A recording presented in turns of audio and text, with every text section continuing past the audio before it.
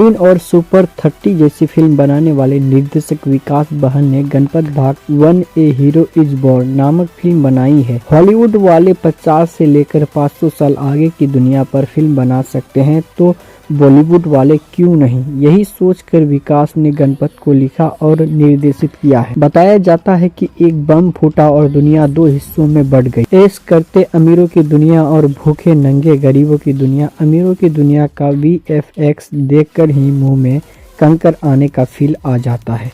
माना कि हमारी फिल्मों का बजट हॉलीवुड वालों जितना नहीं होता, लेकिन इतना घटिया VFX, इतना नकलीपन देख हैरानी होती है कि जेब में पैसा नहीं तो फिर क्रिएटिविटी दिखाओ, और वो भी नहीं है तो ऐसे विषय पर फिल्म ही नहीं बनाओ। खैर VFX वाली बात को साइड में रखते हैं तो बात चल रही थी कहानी की, अमीर और गरीबों की। दुनिया में हर रंग के लोग हैं, चाइनीज भारतीय से लेकर तो अंग्रेज तक सब हिंदी जानते हैं। कहानी कौन से साल की है यह नहीं बताया गया है। गरीबों की बस्ती में दलपति अमिताभ बच्चन नामक एक वृद्ध इंसान है, जिसे न जाने यह बात कैसे पता चलती है कि उसकी बहू के घर में पल रहा बच्चा, जिसे वह गणपत कहकर पुकारता है, योद्धा या मसीहा बनकर आएगा और गरीबों के लिए लड़ेगा। अमीर और गरीब को विभाजित करने वाली दीवार को तोड़ेगा।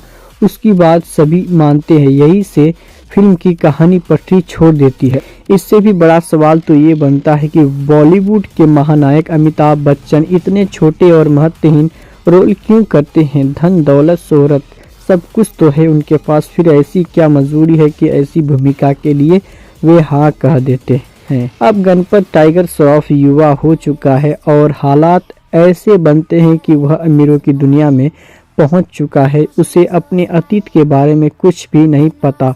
गणपत का पहला सीन है जिसमें वह नींद से जागता है और बिस्तर के चारों ओर दर्जन भर हसीनाएं लेटी हुई है। वह मुस्कुराता है और गुनगुनाता है, दुनिया हसीनों का मेला रात भर में खूब खेला। जोनी के लिए गणपत काम करता है, जो रिंग में पहलवानों को लड़वाता है। लोग पैसा लगाते हैं और वह हेरा फेरी कर पैसा कमाता है। गरीबों की बस्ती से गणपत लड़ने वाले युवाओं को लाता है। फिर विकास बहल अपनी कमजोर तर्कों के सहारे ऐसे हालात बनाते हैं कि गणपत गरीबों की बस्ती में पहुंच जाता है। वहां उसे कुछ लोग पहचान जाते हैं कि यह तो गणपत है जो हमारे लिए लड़ेगा। कैसे पहचानते हैं, इस सवाल का जवाब नहीं मिलेगा। लॉकेट और टेटू जैसे थके थकाए फॉर्मूलों का भी इस्तेमाल कर लेते तो समझ आता कि पहचान की वजह क्या है, लेकिन इससे भी परहेज किया गया। खैर, जब तक यह खेल चलता रहता है तब तक निर्देशक ने फिल्म का मूड हल्का फुल्का रखा है, लेकिन ऐसे दृश्य सिरे गायब है जिनसे दर्शकों का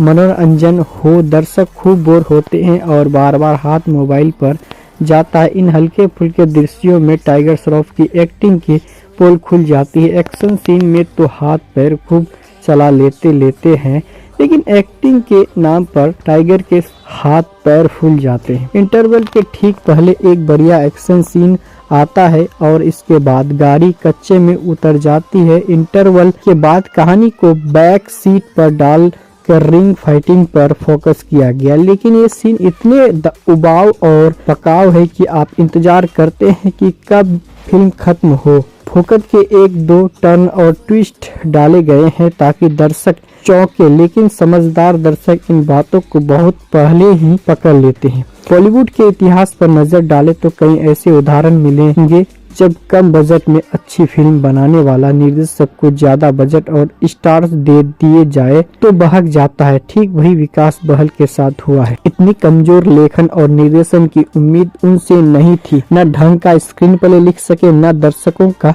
मनोरंजन कर सके और न ठीक ठाक फिल्म बना सके।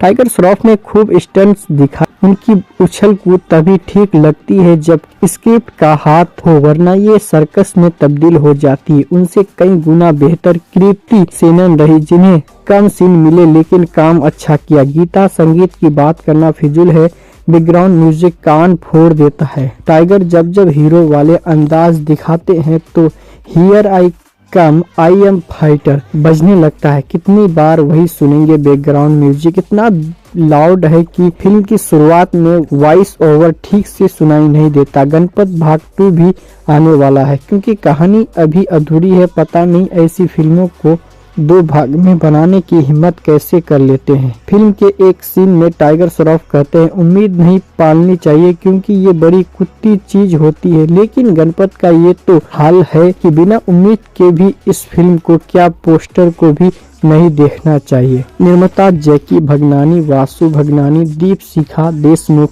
निर्देशक है विकास बहल, गीतकार प्रिय सरैया, अक्षय त्रिपाठी, स्वानंद किरकिरे, प्राइसलेस, इक्का सिंह, रोज किल्ला, संगीतकार white noise studio, Vishal Mishra, Amit Mishra और सेंटर सर्टिफिकेट के अनुसार यूए 2 घंटे 14 मिनट 43 सेकंड है। तो आज की वीडियो में इतना ही, तब तक के लिए दूसरा वीडियो में मिलते हैं। तो अगर आप अब तक गणपत मूवी देख चुके हैं तो कमेंट में अपना राय जरूर बताएं कैसा लगा, और ऐसे वीडियो देखने के लिए चैनल को सब्सक्राइब करके बेल आइकन को भी दबाएं।